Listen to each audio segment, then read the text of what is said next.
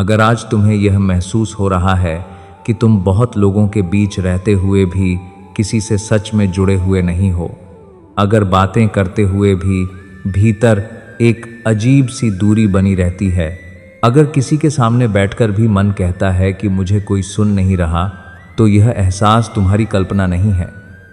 यह उस मन की आवाज़ है जो बहुत समय से खुद को समझाने की कोशिश करता रहा और अब थक गया है। हम सब जीवन में एक ऐसा समय जीते हैं जब हम बाहर से बिल्कुल सामान्य दिखते हैं, काम पर जाते हैं, हंसते हैं, बातचीत करते हैं, जिम्मेदारियां निभाते हैं, बट भीतर कुछ बहुत चुप हो जाता है। और यह चुप्पी शांति की नहीं होती, यह उस मन की होती है जिसे बोलने की आदत ही छूट गई हो, क्योंकि हर बार जब उसने बोलना चाहा उसे समझा दिया गया, अभी नहीं, ये छोटी बात है, इसे जाने दो, इतना मत सोचो। धीरे धीरे मन सीख लेता है कि चुप रहना ही सुरक्षित है, क्योंकि जब तुम बोलते हो तो लोग या तो समझ नहीं पाते, या हल्के में ले लेते हैं, या सलाह देने लगते हैं। और मन को सलाह नहीं चाहिए होती, मन को सिर्फ यह महसूस होना चाहिए कि कोई उसे बिना ठीक किए सुन रहा है। लेकिन जब यह नहीं मिलता तो मन भीतर ही भीतर सिकुड़ने लगता है। वह सवाल पूछना बंद कर देता है, वह उम्मीद करना छोड़ देता है, और एक दिन तुम्हें यह एहसास होता है कि तुम खुद भी अपने मन से उतनी बातें नहीं करते जितनी पहले किया करते थे। यह थकान किसी एक दिन की नहीं होती, यह वर्षों की जमा हुई थकान होती है। हर उस दिन की जब तुमने किसी को निराश न करने के लिए खुद को नज़रअंदाज़ किया, हर उस रात की जब तुमने मन में बहुत कुछ होते हुए भी खुद से कहा चलो सो जाते हैं, हर उस रिश्ते की जहां तुमने समझाया, निभाया, रुके रहे, लेकिन भीतर से खाली होते चले गए। और सबसे कठिन बात यह होती है कि इस थकान का कोई नाम नहीं होता। तुम इसे दुख नहीं कह सकते क्योंकि तुम रो नहीं रहे, तुम इसे खुशी की कमी नहीं कह सकते क्योंकि तुम हंस लेते हो, लेकिन कहीं भीतर एक ऐसा बोझ होता है जो हर दिन थोड़ा थोड़ा भारी होता चला जाता है। अक्सर इस अवस्था में लोग कहते हैं सब तो ठीक चल रहा है, फिर समस्या क्या है? और तुम भी यही सोचने लगते हो, शायद मैं ही ज़्यादा सोच रहा हूँ, शायद मुझ में ही कमी है, शायद मुझे इतना महसूस नहीं करना चाहिए। लेकिन सच ये है कि हर मन एक जैसा नहीं होता। कुछ मन बहुत गहराई से महसूस करते हैं, वे छोटी बातों से भी असर ले लेते हैं, वे रिश्तों में पूरी तरह उतर जाते हैं, वे निभाते हैं, रुकते हैं, सहते हैं। और ऐसे मन अगर थक जाएं तो उन्हें यह कहकर चुप नहीं कराया जा सकता कि सब ठीक है। इस थकान में सबसे ज़्यादा दर्द इस बात का होता है कि तुम किसी को दोष भी नहीं दे पाते, क्योंकि किसी ने जानबूझकर तुम्हें चोट नहीं पहुंचाई। सब अपने अपने स्तर पर ठीक ही तो कर रहे थे, लेकिन कभी कभी किसी का ठीक होना किसी और के लिए बहुत भारी पड़ जाता है, और तब मन यह सोचकर और चुप हो जाता है कि शायद मेरी अपेक्षाएं ही ज़्यादा थीं। लेकिन श्री कृष्ण कहते हैं कि अपेक्षा नहीं, अस्वीकार सबसे ज़्यादा चोट करता है। जब मन बार बार यह अनुभव करे कि उसकी भावनाओं के लिए कोई जगह नहीं है, तब वह खुद को बचाने के लिए चुप्पी ओढ़ लेता है। इस अवस्था में रातें बहुत अलग हो जाती हैं। दिन तो किसी तरह निकल जाते हैं, लेकिन रात को जब सब शांत होता है तब भीतर की आवाज़ जोर से सुनाई देती है। वही आवाज़ जो दिन भर दबाई गई थी, वही सवाल जो अनदेखे रह गए थे, वही थकान जो मुस्कान के पीछे छुपी थी। और तब तुम बिस्तर पर लेटे लेटे सोचते हो, क्या यही जीवन है? क्या मैं सच में ऐसा ही जीना चाहता हूँ? क्या मैं खुद के साथ ईमानदार हूँ? ये सवाल डरावने होते हैं, क्योंकि इनके जवाब आसान नहीं होते। इसलिए कई लोग इन सवालों से भागते हैं। लेकिन तुम नहीं भाग पा रहे क्योंकि तुम्हारा मन अब भागते भागते थक चुका है। यह पहला चरण बहुत नाजुक होता है। यह जीवन तुमसे कोई बड़ा बदलाव नहीं मांगता। यह जीवन तुमसे यह नहीं कहता कि सब कुछ छोड़ दो, सब कुछ बदल दो। जीवन बस यह चाहता है कि तुम यह मान लो कि भीतर कुछ है जो सुना जाना चाहता है, कि तुम यह स्वीकार कर लो कि तुम्हारी थकान असली है, कि तुम यह कहना सीख लो मैं ठीक नहीं हूं, और यह कहना किसी के सामने नहीं, खुद के सामने। क्योंकि जब तक तुम खुद से झूठ बोलते रहोगे तब तक कोई भी सच्चाई तुम्हें शांति नहीं दे पाएगी। इस पहले भाग में कोई समाधान नहीं है, कोई मंत्र नहीं है, कोई वादा नहीं है, क्योंकि हर यात्रा का पहला चरण केवल जागने का होता है। यह वाणी तुम्हें यह नहीं कह रही कि सब ठीक हो जाएगा। यह बस तुम्हारे पास बैठकर यह कह रही है, जो तुम महसूस कर रहे हो वह गलत नहीं है, तुम अकेले नहीं हो। और कई बार इतना सुन लेना ही मन को इतना सुकून दे देता है कि वह आगे की यात्रा के लिए थोड़ा तैयार हो सके। अगर इस कथा को सुनते हुए तुम्हें ऐसा लगे कि यह तुम्हारी ही कहानी कह रही है तो डरना मत। इसका अर्थ यह नहीं कि तुम कमज़ोर हो, इसका अर्थ यह है कि तुम सच्चे हो, और जो सच्चा होता है वही जीवन को गहराई से जीता है, दर्द के साथ भी, प्रेम के साथ भी, एक गहरी स्वीकृति के साथ कि मन बहुत समय से चुप है और अब उसे भी बोलने का हक है। जब तुम यह स्वीकार कर लेते हो कि भीतर की यह चुप्पी सिर्फ आदत नहीं बल्कि थकान है, तब जीवन पहली बार तुम्हें ज़बरदस्ती आगे नहीं धकेलता, बल्कि बहुत धीरे से रुकने की अनुमति देता है। यह रुकना बाहर से दिखाई नहीं देता, लेकिन भीतर इसका असर बहुत गहरा होता है। अब तुम हर भावना से भागने की कोशिश नहीं करते। पहले जैसे ही मन भारी होता था, तुम खुद को किसी काम में उलझा लेते थे, किसी स्क्रीन में खो जाते थे, या खुद से कहते थे इतना मत सोचो। लेकिन अब तुम रुकते हो। अब तुम उस भारीपन को थोड़ा महसूस करने देते हो, और यह महसूस करना डरावना जरूर लगता है, लेकिन इसके साथ एक अजीब सी सच्चाई भी आती है, क्योंकि जो भाव सुने जाते हैं वे धीरे धीरे अपना जोर खो देते हैं। जो पीड़ा देख ली जाती है वह अकेली नहीं रहती। श्री कृष्ण कहते हैं कि मनुष्य सबसे ज्यादा तब थकता है जब वह अपने ही मन को अनसुना करता है। इस अवस्था में तुम्हें यह साफ दिखने लगता है कि तुम्हारी थकान किसी एक घटना की देन नहीं है, यह बहुत समय से बनती चली आई है। हर उस दिन से जब तुमने खुद को यह कहकर रोक लिया कि अभी मेरी बात ज़रूरी नहीं है, हर उस रिश्ते से जहां तुमने खुद को थोड़ा और झुका लिया ताकि संतुलन बना रहे, हर उस क्षण से जब तुमने अपने मन की आवाज़ को छोटा किया ताकि कोई असहज न हो जाए, और अब जब तुम ठहरते हो तो ये सारी बातें बिना किसी क्रम के सामने आने लगती हैं, कभी किसी पुरानी याद के रूप में, कभी किसी अधूरे वाक्य की तरह, और कभी बस एक भारी सी उदासी बनकर। पहले यह सब तुम्हें डराता था, अब यह बस सच लगता है, क्योंकि अब तुम भाग नहीं रहे। इस ठहराव में अकेलापन भी आता है, लेकिन अब वह पहले जैसा चुभता हुआ नहीं होता।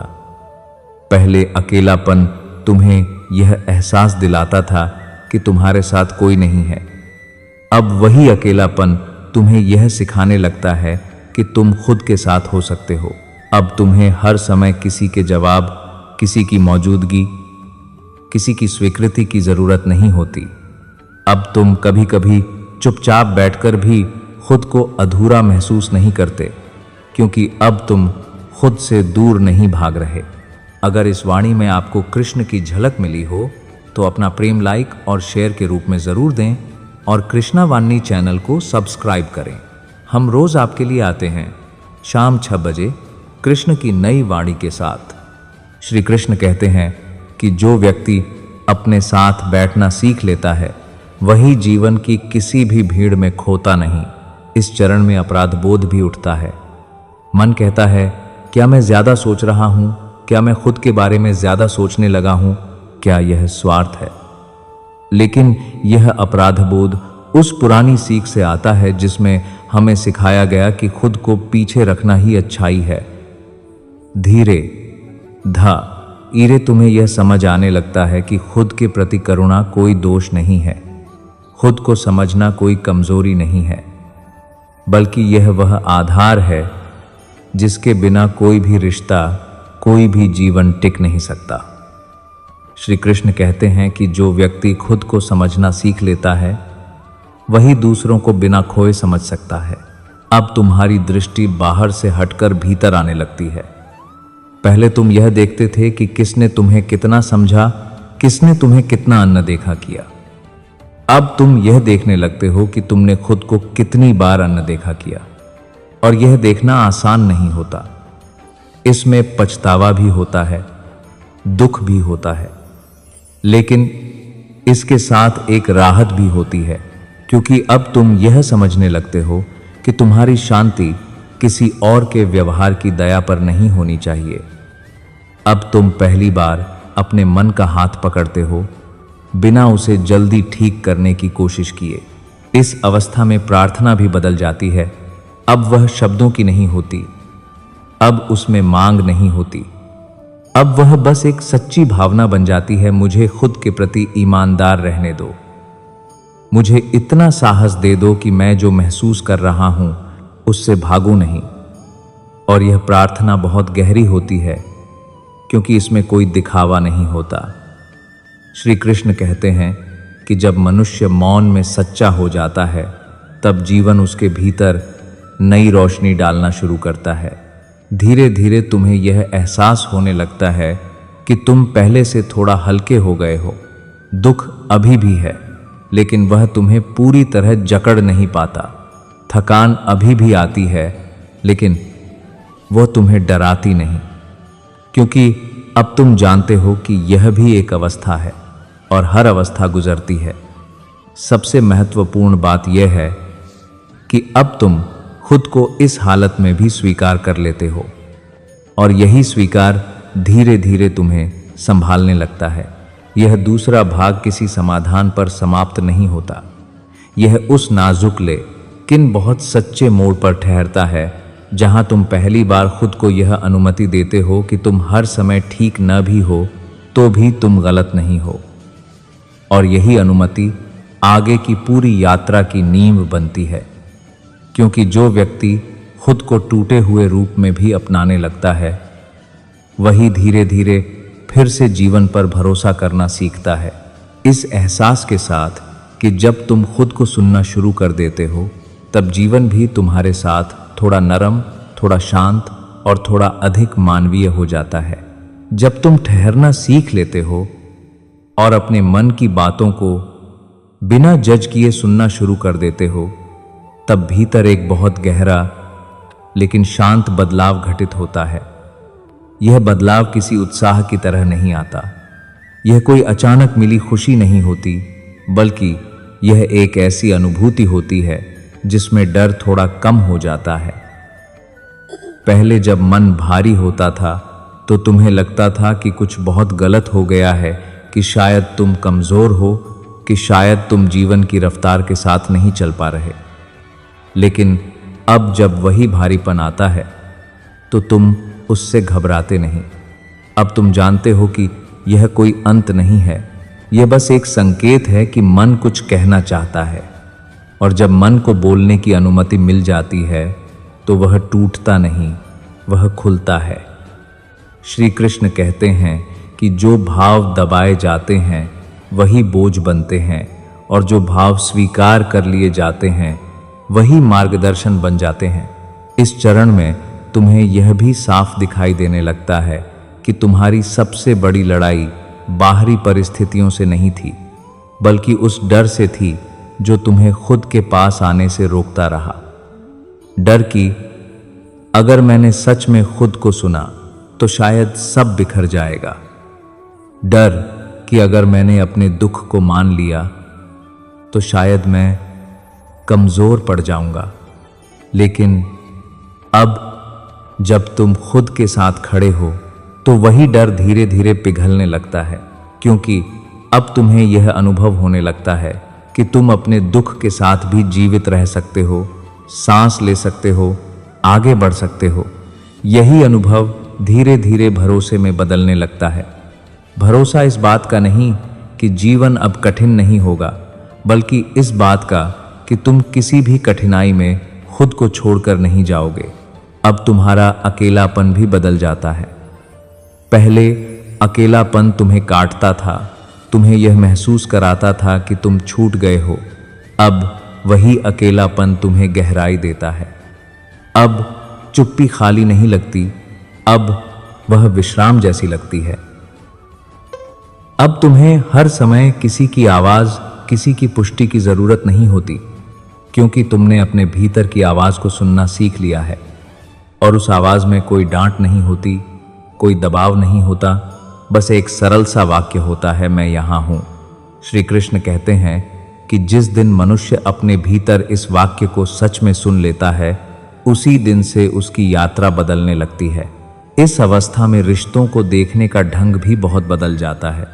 अब तुम किसी से यह उम्मीद नहीं रखते कि वह तुम्हारे हर दर्द को समझे या हर कमी को पूरा करे। अब तुम बस इतना चाहते हो कि अगर कोई तुम्हारे जीवन में है तो वह सच्चा हो, और अगर कोई चला जाए तो तुम खुद को दोषी नहीं ठहराओ। पहले हर दूरी तुम्हें अपनी हार लगती थी, अब तुम समझने लगते हो कि हर दूरी अस्वीकृति नहीं होती। कभी कभी दूरी सिर्फ यह बताती है कि दो लोग अपनी अपनी सीमाओं तक ही साथ चल सकते थे, और यह समझ तुम्हें कड़वा नहीं बनाती, यह तुम्हें शांत बनाती है।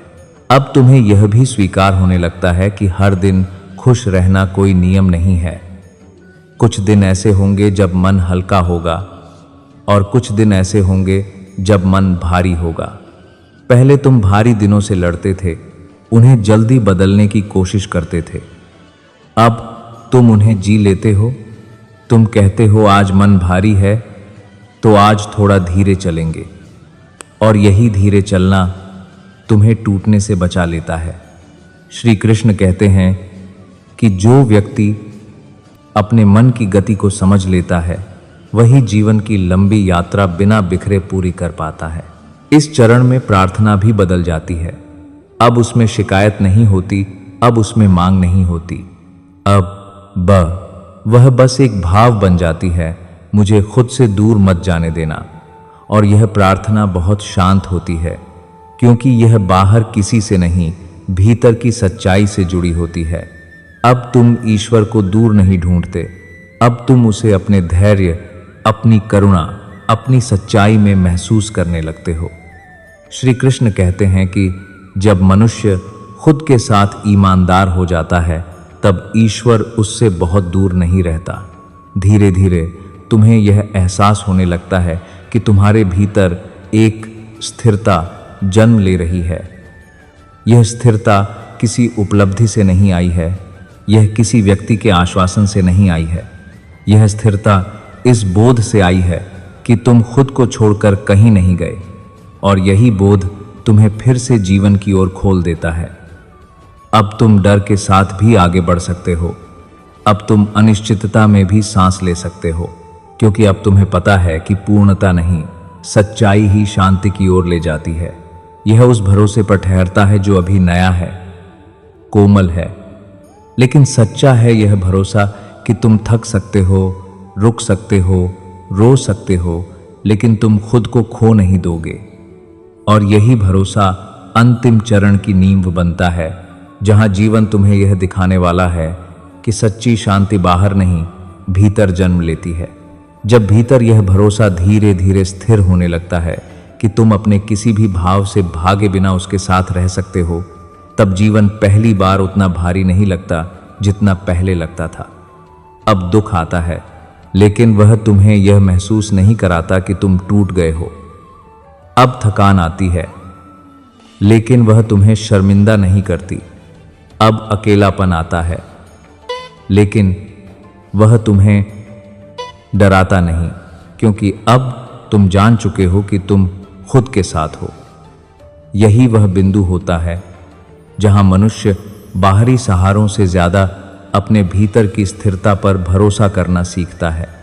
अब तुम्हें किसी से यह साबित करने की जरूरत नहीं रहती कि तुम अरूपर पॉइंट है, तुम मजबूत हो, क्योंकि तुम समझ चुके हो कि मजबूत होने का अर्थ हर समय मुस्कुराना नहीं होता।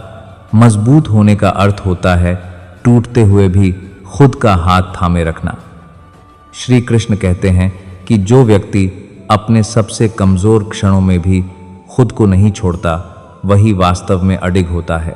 इस अंतिम चरण में तुम्हें यह बहुत स्पष्ट दिखने लगता है कि तुम्हारी सबसे बड़ी पीड़ा दूसरों की वजह से नहीं थी, बल्कि उस आदत की वजह से थी जिसमें तुम हर बार खुद को पीछे रखते चले गए। तुम हर परिस्थिति में खुद को ढालते रहे, हर रिश्ते में खुद को थोड़ा थोड़ा खोते रहे और हर दिन अपने मन से कहते रहे अभी नहीं। और अब जब तुम वापस लौटे हो तो यह लौटना किसी शोर के साथ नहीं हुआ है। यह बहुत शांत है, बहुत साधारण है। अब बहुत साधारण है, बहुत तुम वापस लौटे हो, लेकिन बहुत सच्चा है। अब तुम्हें खुद को साबित करने की जरूरत नहीं है। अब तुम्हें हर समय यह दिखाने की मजबूरी नहीं रहती कि तुम ठीक हो। अब तुम जैसे हो वैसे रह सकते हो और यही सहजता भीतर एक ऐसी राहत बन जाती है जिसे शब्दों में पूरी तरह बांधा नहीं जा सकता। अब एकांत भी तुम्हें डराने की जगह संभालने लगता है। चुप्पी खाली नहीं लगती, वह विश्राम जैसी लगती है। अब तुम अकेले बैठकर भी बेचैन नहीं होते, क्योंकि तुमने अपने मन के साथ बैठना सीख लिया है। पहले तुम खुद से बचते थे, अब तुम खुद के पास लौट आए हो। श्री कृष्ण कहते हैं कि जो व्यक्ति खुद के पास लौट आता है वह फिर जीवन में कहीं खो नहीं सकता, क्योंकि अब उसका आधार बाहर नहीं भीतर होता है। रिश्तों को देखने का तुम्हारा नजरिया भी बदल जाता है। अब तुम किसी से यह अपेक्षा नहीं रखते कि वह तुम्हारे सारे घाव भर दे। अब तुम यह भी नहीं चाहते कि कोई तुम्हें हर समय समझे। अब तुम्हें बस सच्चाई चाहिए, अपने लिए भी और दूसरों से भी। और अगर कोई यह सच्चाई नहीं दे पाता तो तुम उसे दोष नहीं देते, तुम खुद को भी दोष नहीं देते। तुम बस यह स्वीकार कर लेते हो कि हर व्यक्ति उतना ही दे सकता है जितना वह खुद के भीतर है। यही स्वीकार तुम्हें कठोर नहीं बनाता, यही स्वीकार तुम्हें शांत बनाता है। इस अंतिम चरण में तुम्हें यह भी स्वीकार हो जाता है कि जीवन में हर दिन हल्का नहीं होगा। कुछ दिन ऐसे होंगे जब मन भारी होगा, कुछ दिन ऐसे होंगे जब तुम बिना किसी वजह के थके हुए महसूस करोगे। लेकिन अब तुम इन दिनों से डरते नहीं, अब तुम इन्हें अपना शत्रु नहीं मानते। अब तुम बस यह कहते हो, आज ऐसा दिन है, यह भी बीत जाएगा। और यही स्वीकार तुम्हें भीतर से बहुत स्थिर कर देता है। श्री कृष्ण कहते हैं कि जो व्यक्ति हर दिन को जैसा है वैसा स्वीकार कर लेता है, वही जीवन के उतार चढ़ाव से मुक्त होना शुरू करता है। अब प्रार्थना भी बहुत सरल हो जाती है। अब उसमें कोई शिकायत नहीं होती, कोई मांग नहीं होती। अब वह बस एक भाव बन जाती है, आभार का भाव। आभार उन दिनों के लिए जब तुम टूटे, आभार उन रातों के लिए जब तुम चुपचाप रोए, आभार उन क्षणों के लिए जब तुमने खुद को थामा। क्योंकि अब तुम्हें यह दिखने लगता है कि हर कठिन अनुभव ने तुम्हें थोड़ा और गहरा, थोड़ा और संवेदनशील और थोड़ा और सच्चा बनाया। श्री कृष्ण कहते हैं कि आभार वह द्वार है जहां से शांति बिना शोर किए भीतर प्रवेश करती है। धीरे धीरे तुम्हें यह एहसास होने लगता है कि तुम फिर से जीवन की ओर लौट आए हो, लेकिन पहले जैसे नहीं। अब तुम अधिक सजग हो, अधिक कोमल हो और सबसे महत्वपूर्ण, अपने प्रति अधिक ईमानदार हो। अब तुम जानते हो कि तुम्हें कब रुकना है, कब आगे बढ़ना है और कब बस अपने मन को सुना जाना है। यही समझ जीवन को संतुलन देती है, यही समझ तुम्हें बार बार टूटने से बचाती है। और अब जब यह पूरी यात्रा अपने अंत पर नहीं बल्कि एक नए आरंभ पर खड़ी होती है, तो अगर तुम्हें भीतर कहीं यह महसूस हो रहा हो कि मन थोड़ा शांत है, दिल थोड़ा हल्का है और सांस थोड़ी गहरी है, तो समझ लेना कि यह वाणी अपना कार्य कर चुकी है। यह तुम्हें बदलने नहीं आई थी, यह तुम्हें तुम्हारे पास वापस लाने आई थी। क्योंकि जो व्यक्ति खुद के पास लौट आता है, उसे फिर जीवन कहीं खो नहीं सकता। जब भी आगे चलकर मन फिर भारी लगे, जब भी लगे कि तुम फिर थक रहे हो, तो बस एक क्षण रुककर अपने आप से कहना, मैं अभी भी यहाँ हूँ और मैं खुद को छोड़कर नहीं गया हूँ। यही वाक्य तुम्हें बार बार संभाल लेगा। यही वाक्य तुम्हें याद दिलाएगा कि जीवन कठिन हो सकता है, लेकिन तुम अकेले नहीं हो, क्योंकि अब तुम खुद के साथ हो। यही यह कथा पूर्ण होती है, बिना किसी शोर के, बिना किसी वादे के, बस एक गहरे, शांत और मानवीय एहसास के साथ, जो भीतर से बहुत धीरे से कहता है कि थक जाना भी ठीक है, रुक जाना भी ठीक है, और फिर अपने आप को समेटकर आगे बढ़ जाना भी ठीक है। जय श्री राधे कृष्ण।